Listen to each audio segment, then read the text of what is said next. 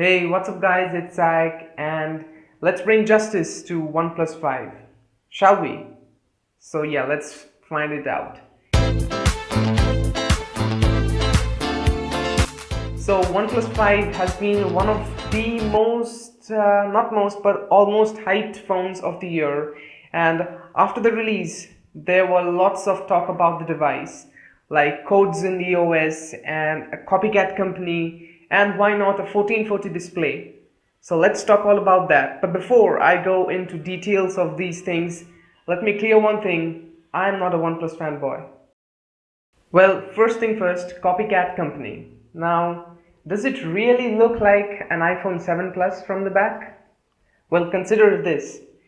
The exact copy that OnePlus 5 copied from iPhone 7 Plus is only the placement of the camera, I guess, and the antenna band.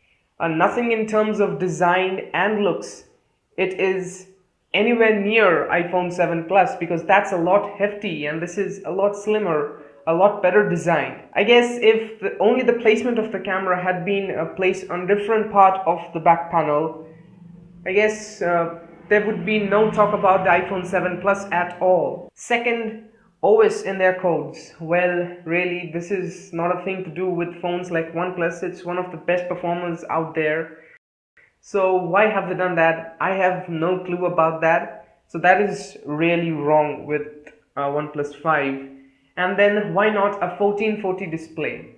Well, if you do want to differentiate between both the displays, you do have to put some serious attention to the display before you can define that this is not a 1440 display. So in daily usage and things, it doesn't really matter. What all matters is the quality of the panel, and it is pretty good with the OnePlus 5, and it does keep up with the performance as well. Well, does all this mean anything, or are they any relevant to anything, or do they have any importance at all? Well, take this. I don't want to override anyone's opinions out there. They are their opinions and these are mine, but do take them with a pinch of salt. We humans have a huge tendency to make a huge issue out of a pretty small matter. So people are always shouting OnePlus for putting codes in their OS and then exactly copying the back of iPhone 7 Plus and maybe the 1440 display as well.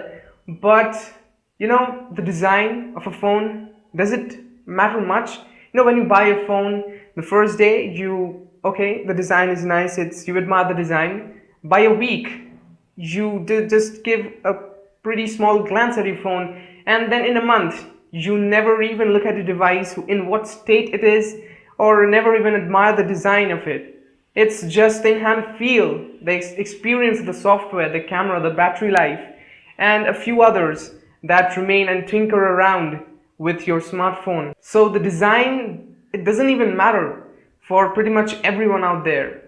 And putting OS codes, the benchmark, come on, it's 2017 and you should not be buying a phone based on the sole purpose of benchmarking results, because what matters is experience, and if in real life it is good enough, which it is, the OnePlus 5 is one of the best performers in Android, you should not go with benchmarks. That is pretty useless for now. So there are pretty big issues that are sitting just right beside these small or irrelevant issues that people are making, or we are making out of, which deserve much more importance, and we need to look towards them. First being the price hike. You know, when the first OnePlus One was released, it was known for its price and price to performance ratio, price to specs ratio. It was priced around somewhere near 25,000 or a little above 20,000 to be approximate. And look at now, the OnePlus 5, it comes around 30,000. That is nearly 28,000. That's a huge price gain. I don't think it's a pretty good sign, and that's a point of worth importance. Secondly, it's pretty bad customer service. You know, there have been some not rumors, but real talks and issues about customer service from OnePlus. There has been one issue that I heard from Phone Radar website, and You could go in the description below. I have linked that video down there. It's pretty bad. The service is getting worse day by day. And then there's the lack of creativity. So note this. This is not a copycat thing, copying the iPhone 7 Plus.